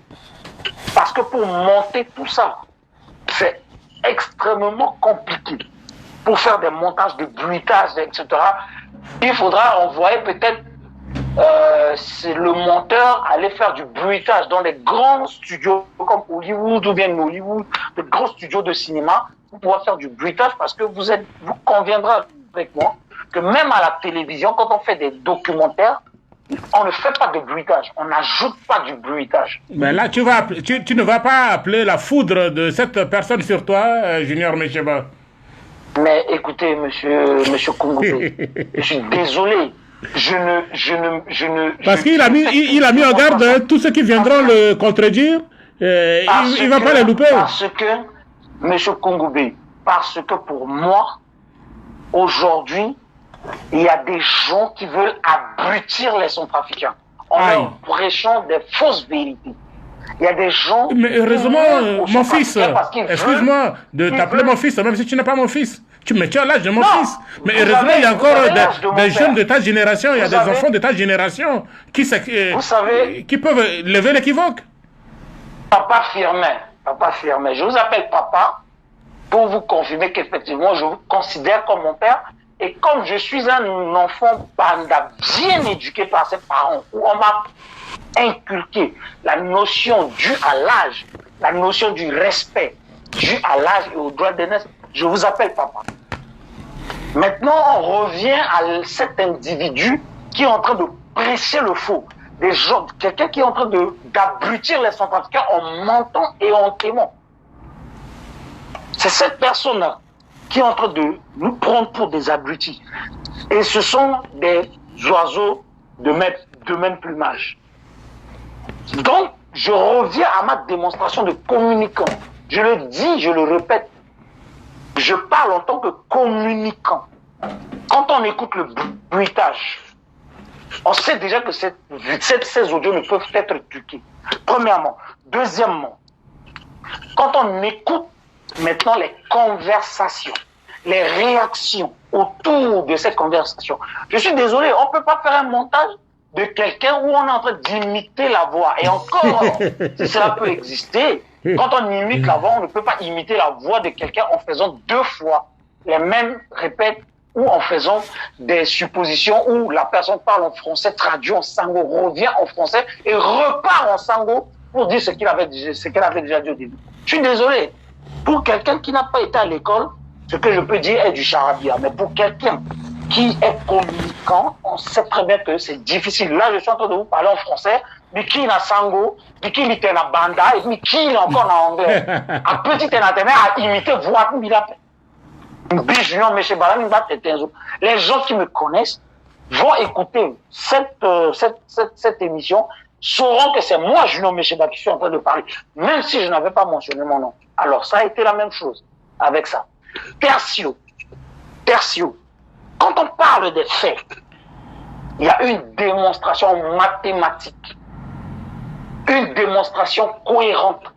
J'ai truqué ceci, j'ai fait cela, j'ai fait ceci, j'ai dit à tel de faire ça, j'ai demandé à ce que ça se passe comme ça.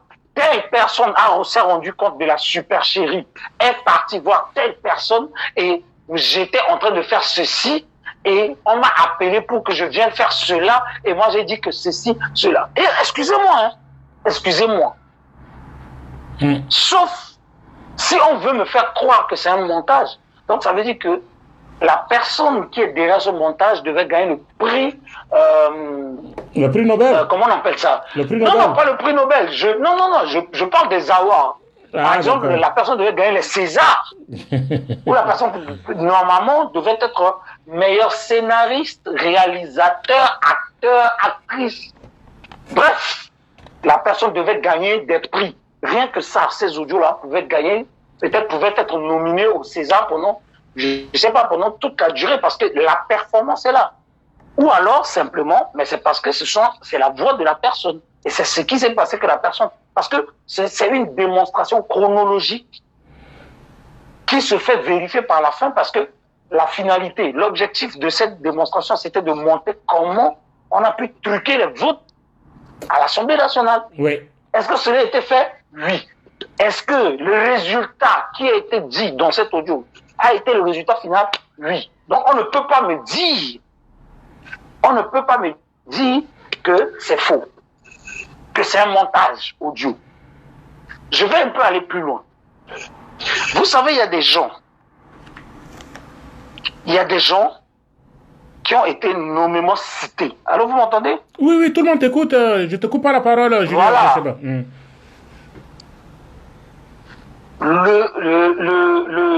La démonstration, l'autre démonstration que je voudrais faire, s'il vous plaît, par rapport à cette histoire, c'est que des gens ont été clairement identifiés, leur patronyme affiché. On en a parlé. Loso meke mulo meke polo na auto. Meke tonga na mbila mike peno auto na pesi chauffeur la penani meke le l'outil meke mulo meke picalo. Donc ça il en a tête. Je suis désolé. Quand vous écoutez ces genres d'arguments et que vous me dites que c'est un montage, c'est que vous nous prenez pour des cons. Excusez-moi d'utiliser des termes crus, mais c'est comme ça que je le perçois. Et ça, c'est une insulte à mon intelligence, c'est une insulte à l'intelligence des Centrafricains. Ce que nous voulons aujourd'hui, c'est quoi? C'est que nos autorités puissent se rendre compte de l'importance des postes et des fonctions qu'ils occupent au sein de notre pays, qu'ils prennent qu'ils mesurent toute la responsabilité, la solennité, je sais pas, l'importance, en gros, parce que je suis obligé d'être redondant, de cette fonction-là, et qu'ils se disent que ce qui est du secret d'État reste honte. Je sais pas, c'est à l'intérieur. Quand vous vivez ce genre de choses, moi, jamais été à une haute fonction publique dans notre pays. Mais j'ai eu la chance d'avoir été dans le Conseil national de la jeunesse. Aujourd'hui, j'ai la chance d'être parmi les 14 jeunes africains. Je parle des jeunes africains. Je ne parle pas des jeunes centrafricains. Je ne parle pas de la Centrafrique. Je parle des jeunes africains. Nous sommes 14 jeunes africains à gérer une plateforme continentale qui réunit les 54 pays de l'Afrique. Nous sommes 14. Et moi, Junior Mesheba, je fais partie de ça. Là-bas, nos échanges restent secrets. On n'en parle pas une fois sorti. Je n'en parle pas à ma femme à la maison. Je n'en parle pas à mon frère. Je n'en parle à personne. Je garde... Putain. Excusez-moi. Non, il n'y a pas de souci. Je suis en train de parler, il y a des gens qui m'appellent pour me couper. Ne m'appelez pas. Écoutez l'émission de M. Koumbé. Pourquoi vous m'appelez pour me distraire? Donc voilà. Androni, à Gambeni, les gens se permettent des écarts de ce genre. Et ça se fait pas. Je vais finir sur cette affaire d'audio là, en disant ceci. Monsieur Koumbé, je suppose que vous connaissez très bien la voix, l'intonation, la manière de parler de notre célèbre premier vice-président de l'Assemblée. On l'a écouté à la radio. Il y a plusieurs émissions auxquelles il a participé. On connaît le timbre vocal de ce monsieur. Quand vous écoutez cet audio, est-ce que ce n'est pas le timbre vocal du monsieur? Parce que pour moi, c'est son timbre vocal. Je conclue sur cette affaire encore en disant que les gens qui sont autour de lui ont été nommément cités par l'individu qui s'est arrogé le droit de faire des démonstrations pour dire que ça c'est... Ils ont été cités. Ce sont des gens que nous connaissons, avec qui nous parlons et dont nous connaissons aussi le timbre vocal. Ben oui, même cet individu a affirmé qu'il était parmi ces gens-là. Que lui-même, il était là. Mais sa voix n'était pas reconnaissable. Quelque chose comme ça, je ne sais pas. Mbi qui toi dérapé. Mbi toi dérapé. Mbi toi dérapé. Toi dérapé, ça n'y en a là. C'est ce qu'il a dit. Mais c'est sa manière de parler. C'est sa manière de parler. C'est comme ça qu'il a parlé aux parents de Ramadan. Quand il n'a pas voulu payer leurs trucs, il les a menacés. Mais c'est sa manière de procéder. Pourquoi vous ne voulez pas qu'on dise aux Centrafricains que nos hommes politiques sont, nos responsables politiques sont des gens qui ne savent pas faire la différence entre leur vie privée et leur vie publique? Leur vol, ils sont fiers de dire aux gens que j'ai truqué. Avant, hein, quand j'étais encore petit, dans notre éducation, on nous disait tout le temps que tu ne peux être fier que de ce qui est positif, mais ne jamais être fier de ce qui est négatif. Mais oui, mais t'as pas si apparemment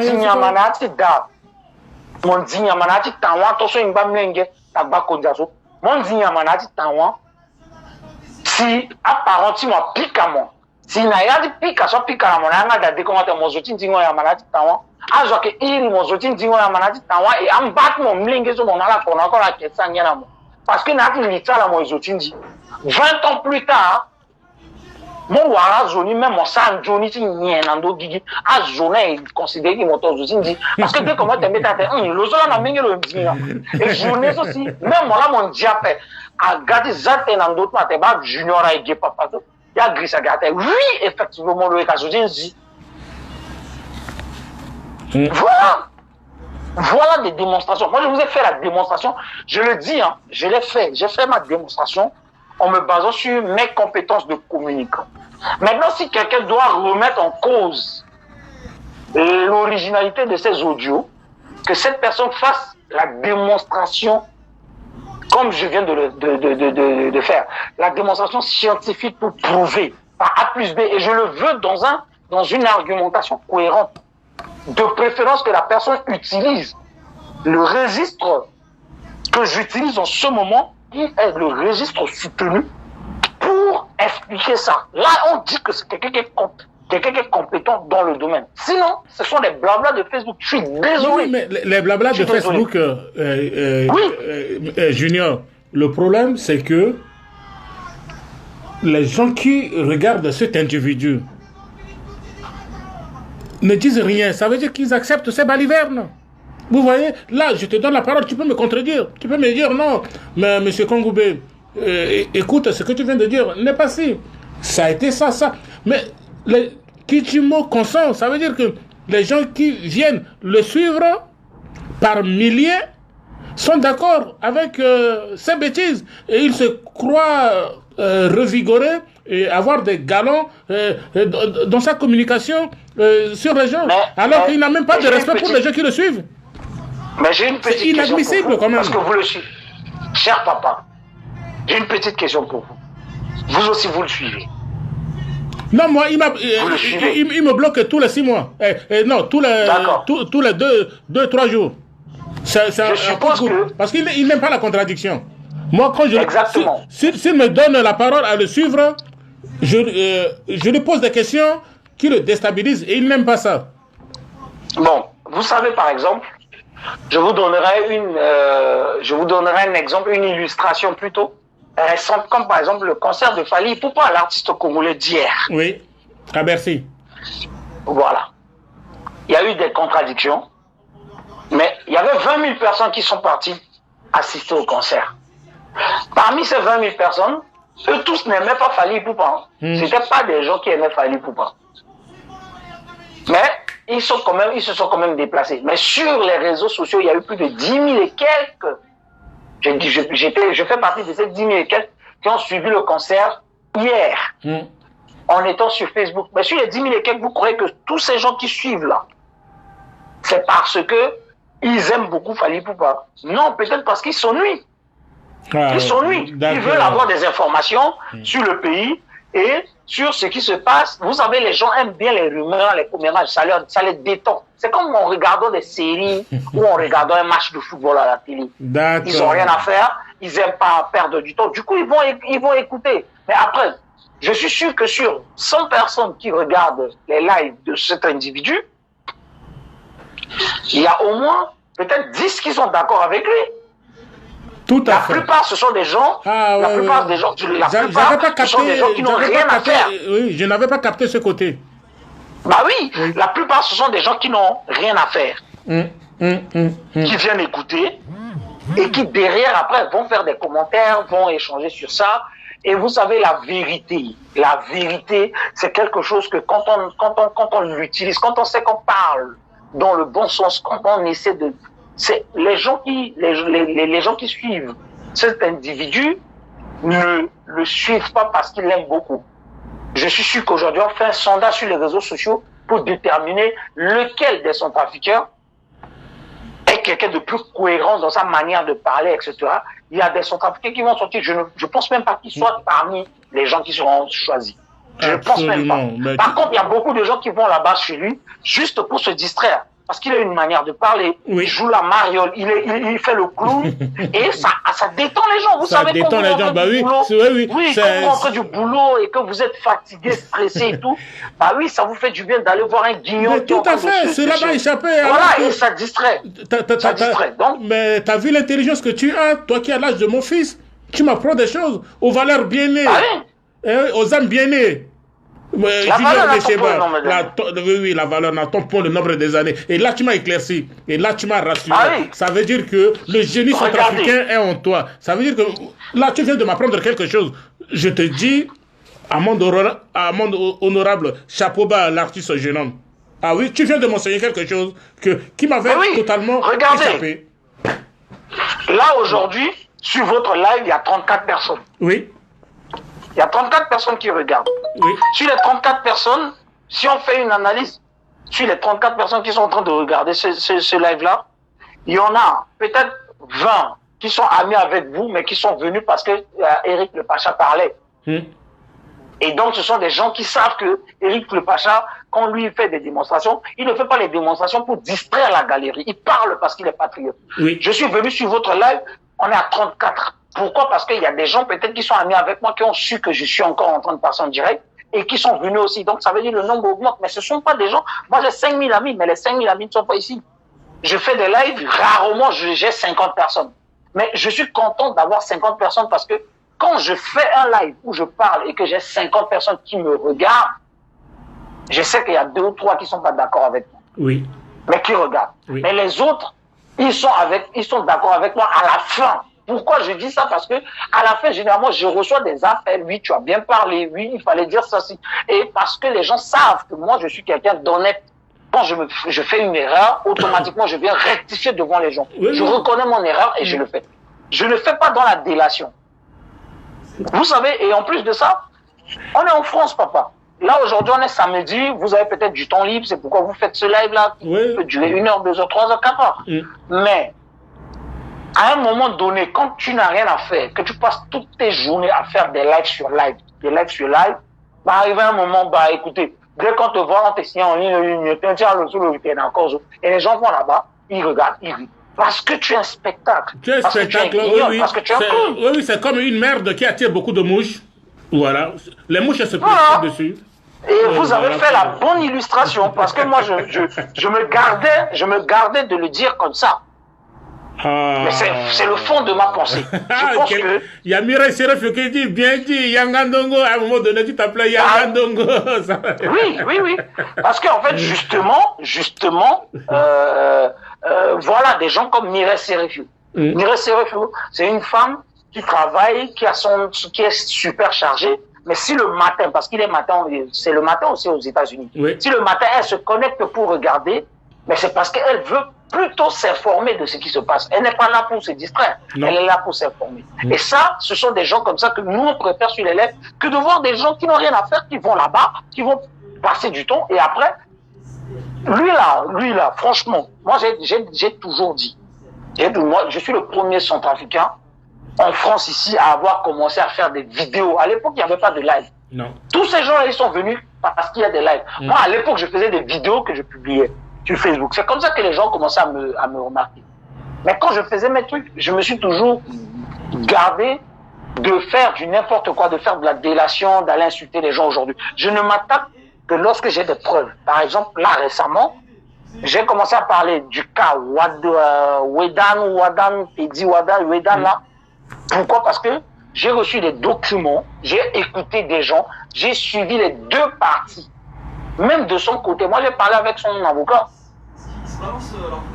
J'ai parlé avec son avocat. Même si l'avocat n'a pas voulu sortir le contenu du dossier.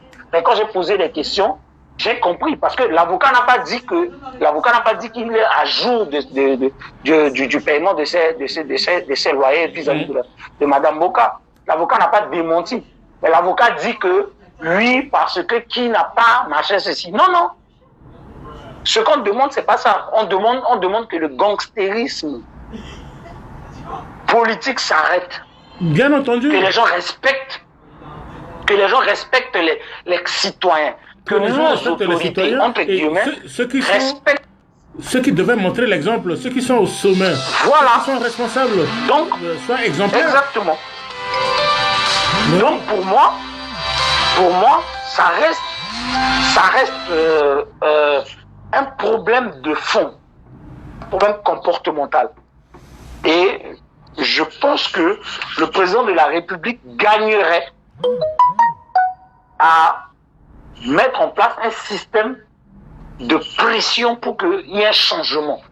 Monsieur Touadéra, en tant que personne, aurait été excellent s'il n'était pas entouré de toute cette catégorie assez peu recommandable que nous avons autour de lui aujourd'hui. Comme on dit, le chef, c'est pas sa personne, c'est son entourage. Quand tu es bien entouré, tu travailles bien. Quand tu n'es pas bien entouré, peu importe ta bonne volonté, ta manita, ton applicabilité, etc., tu fais mal. Pourquoi? Parce que à toi seul, tu ne peux pas tout faire. Mais tu dois t'entourer des gens de qualité. Tu dois t'entourer des gens de qualité. Aujourd'hui, il y a quelqu'un qui est un exemple en République centrafricaine que personne ne peut contester.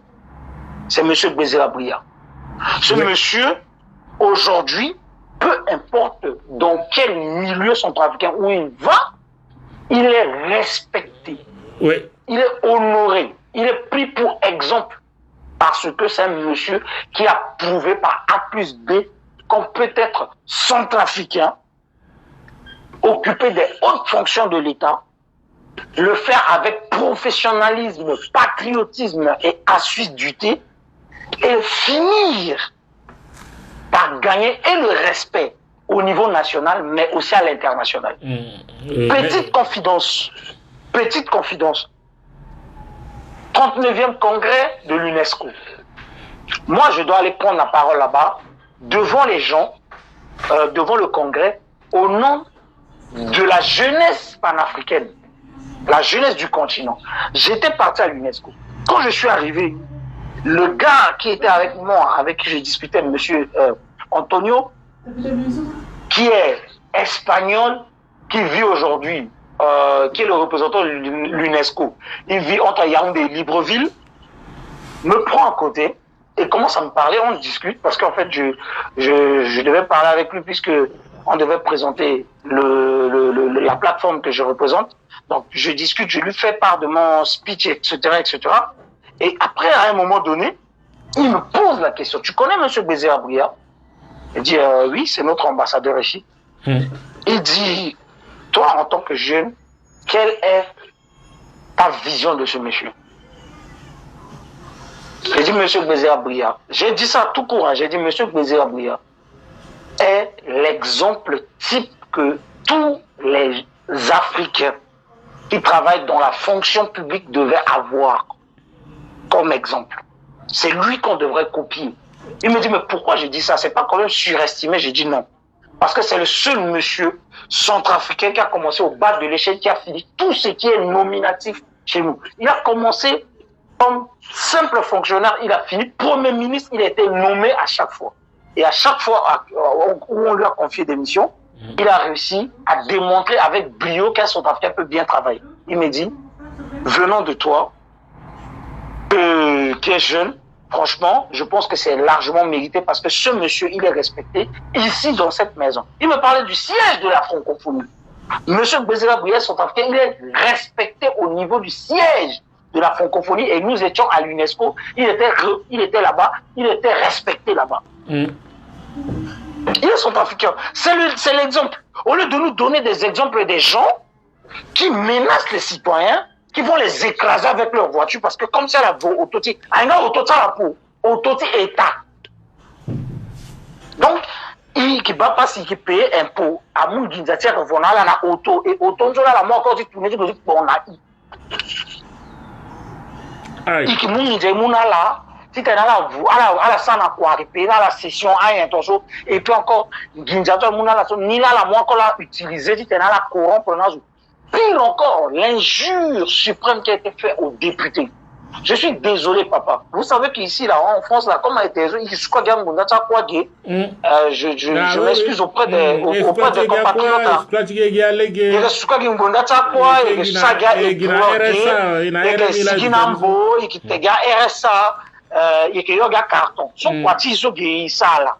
On est tous d'accord. Ils acceptent, mais papa, quelqu'un comme moi, à la fin du mois, là, j'ai au moins entre 1000 et 1800 euros. Ça veut dire que je peux avoir 100 000 fois 10. Ça veut dire que je peux acheter 10 députés centrafricains.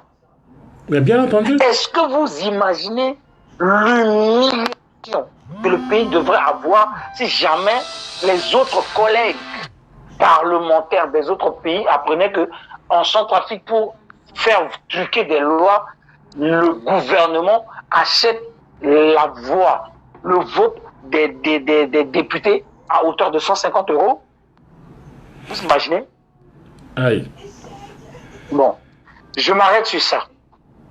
Parce que ma peur, c'est que mon ressenti, ma frustration actuelle me pousse à aller un peu plus loin et à transgresser les rôles de la bienséance pour dire du n'importe quoi. Et en plus de ça, comme je sais que maintenant on garde tout, qu'ils enregistrent tout, etc., je ne voudrais pas que demain, mon enfant, qui une fois, là il est déjà grand, il va aller sur Internet et par hasard il tombe sur un audio où il va écouter son père en train de dire du n'importe quoi. Mais ce que je demande, c'est que nos autorités, qu'ils aident le président de la République. Je suis opposant.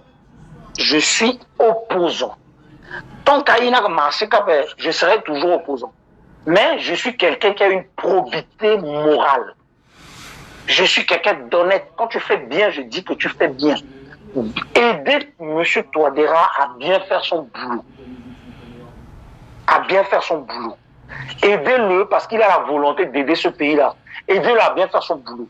Ne nous amenez pas des gens qui, d'un côté, vont cliquer les votes, tandis que d'autres vont sortir des pistolets automatiques pour menacer des pauvres restauratrices veuves qui louent leur maison. Ils prennent des voitures des gens, ils utilisent, et quand tu vas demander, ils prennent les anti-balaka, ils mettent devant chez eux, ils sortent avec des pistolets juste parce que des gens qui normalement ne devraient pas s'asseoir autour de la table de décision par la faute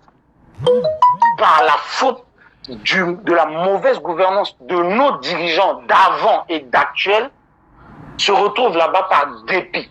Eux là, ce sont des choix. Les gens comme les Ouédan, ce sont des choix par défaut.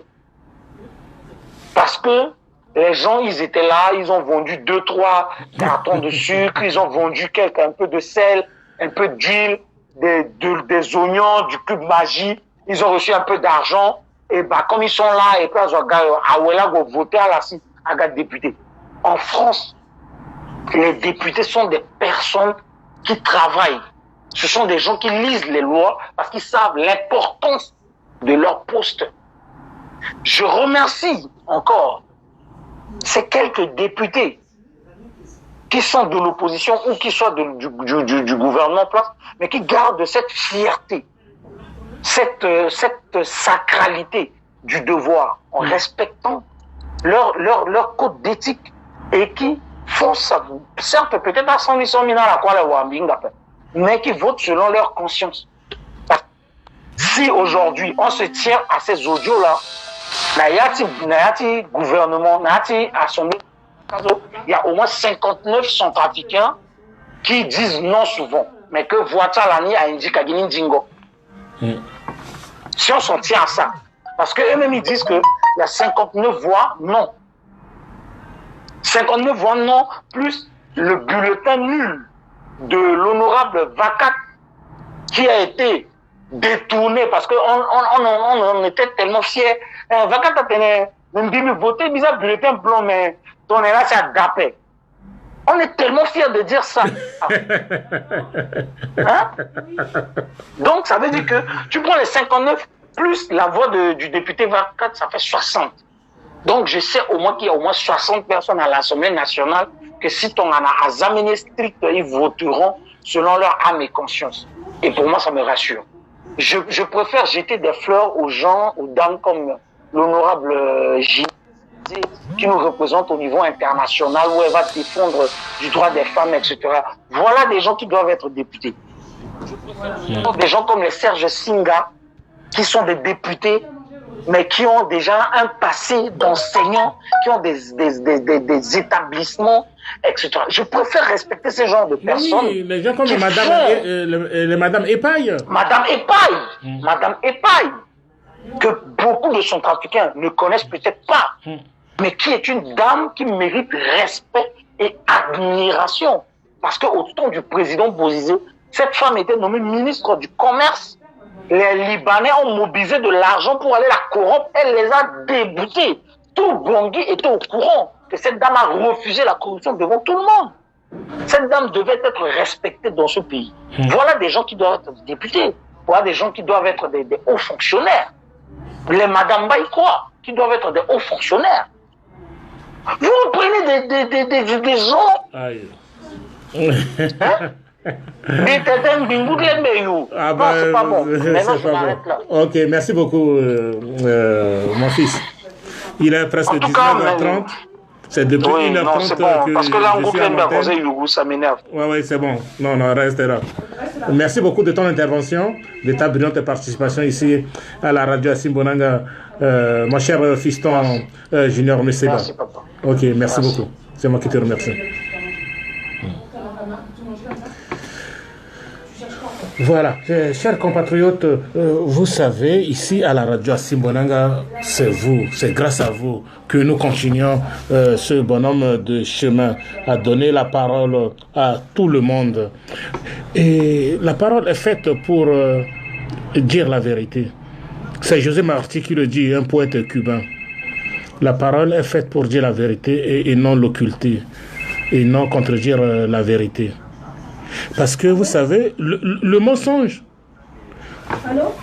les manipulateurs, les communicants d'aujourd'hui, et ces gens-là, les mensonges, à force de répéter 20 000 fois, 30 000 fois, 40 000 fois, 50 000 fois, mais devient vérité dans l'inconscient collectif des gens.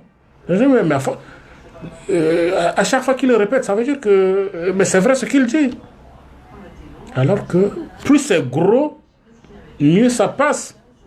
Faisons attention à ces communicants qui maîtrisent tout, qui savent tout et qui veulent nous mener de bout de nez. Vous êtes le seul de ce pays, chers compatriotes, ici à la radio, à Assim Bonanga. Nous privilégions la qualité qu'à la quantité. Vous voyez, on n'est pas assez nombreux. Chemin faisant, de bouche à oreille, vous allez envoyer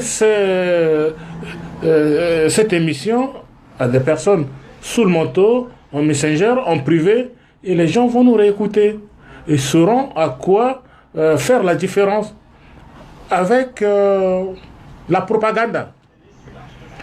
C'est depuis 1h de l'après-midi que nous sommes ensemble. Il est 7h30 du soir. Ça veut dire 1h, 2h30, 3h30, 4h30, 5h30, 6h30, 7h30, 6h. Chers compatriotes, Chilasso, à Unziawa, on se retrouve peut-être demain, mais très bientôt ici, à la radio Assim Bonanga, sur les fréquences multidimensionnelles de votre percutante chaîne. Merci à tous les pivots, merci à tous ceux qui sont intervenus tout à l'heure en direct ici à la radio Assim Bonanga. Quant à moi, j'aurai toujours cette forme étudiante d'être avec vous ici à Mofunga Studio, Bosangwa Ville Martyr, radio Assim Bonanga pour vous servir, chers compatriotes. À très bientôt, bonne soirée. À la Mwanzoni Aïta, à la Mwanzoni, Bizengbarakwa, Singila, bon dimanche.